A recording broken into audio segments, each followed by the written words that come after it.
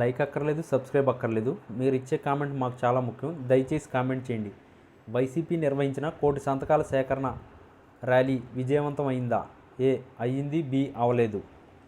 ఆంధ్రప్రదేశ్ ప్రభుత్వం వైద్య కళాశాల ప్రైవేటీకరణ అంశంపై వైఎస్ఆర్ కాంగ్రెస్ పార్టీ చేపట్టిన 1,00,000 సంతకాల సేకరణ ఉద్యమం ఊహించని మలుపు తిరుగుతుంది. ప్రజల నుంచి వెల్లువెత్తుతున్న మద్దతు, ప్రతిపక్ష శిబిరం నుంచి వినిపిస్తున్న ఉక్కుపాదం లాంటి నినాదాలు కూటమి ప్రభుత్వానికి మాత్రమే కాదు, సాక్షాత్తు దేశ రాజధాని ఢిల్లీలోని కేంద్ర ప్రభుత్వానికి పెను సవాల్గా పరిణమిస్తున్నాయి. రాష్ట్రంలో చెలరేగుతున్న ప్రజాందోళన సెగ పరోక్షంగా కేంద్రంలో అధికార పక్షానికి తగలడం ఇప్పుడు హాట్ టాపిక్గా మారింది.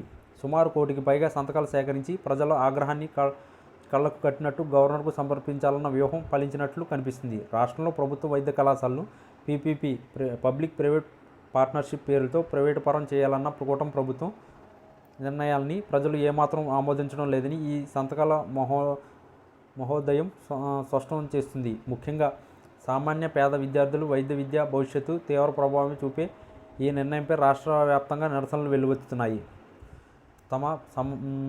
తాజా సమాచారం ప్రకారం ఢిల్లీ పీఠం ఈ పరిణామాలకు అత్యంత సీరియస్గా పరిగణిస్తున్నట్లు తెలుస్తుంది. ప్రభుత్వ కళాశాల అంశం రాష్ట్ర పరిధిలో ఉన్నప్పటికీ ఈ ప్రైవేటీకరణ నిర్ణయం తమ జాతీయ రాజకీయాలపై, ముఖ్యంగా రానున్న రోజుల్లో ఇతర రాష్ట్రాల పీపీపీ పద్ధతిపై ప్రభావం చూపుతుందనే భయం కేంద్ర పెద్దల్లో మొదలైనట్లు రాజకీయ వర్గాలు గుసగుసలు వినిపిస్తున్నాయి. ఈ అంశం ఒక పెద్ద ప్రజా ఉద్యమంగా మారితే కేంద్ర ప్రభుత్వంపై కూడా దానికి ప్రభావం ఉంటుందని వారు ఆందోళన చెందుతున్నట్లు సమాచారం. ఈ నేపథ్యంలో కేంద్రం ఉన్న వర్గాల నుంచి ఆంధ్రప్రదేశ్ కూటమి ప్రభుత్వానికి అనధికారికంగా స్పష్టమైన గట్టి హెచ్చరికలు అందినట్లు విశ్వసనీయ వర్గాలు పేర్కొంటున్నాయి. ప్రభుత్వ వైద్య కళాశాల ప్రైవేటీకరణకు సంబంధించిన నిర్ణయాన్ని తక్షణమే సమీక్షించుకోవాలని లేదా పూర్తిగా వెనక్కి తీసుకోవాలని కేంద్రం నుంచి ఆదేశాలు వచ్చినట్లు తెలుస్తుంది. 1 కోటి సంతకాల సేకరణ కేవలం ఒక ప్రతిపక్ష పార్టీ కార్యక్రమం కాదని, ఇది ప్రభుత్వ విద్యా వైద్య రంగాన్ని రక్షించుకోవడానికి పేద మధ్యతరగతి ప్రజలు, విద్యార్థులు చేస్తున్న పోరాటంగా ఢిల్లీలోని పెద్దలు గుర్తిస్తారని అంటున్నారు.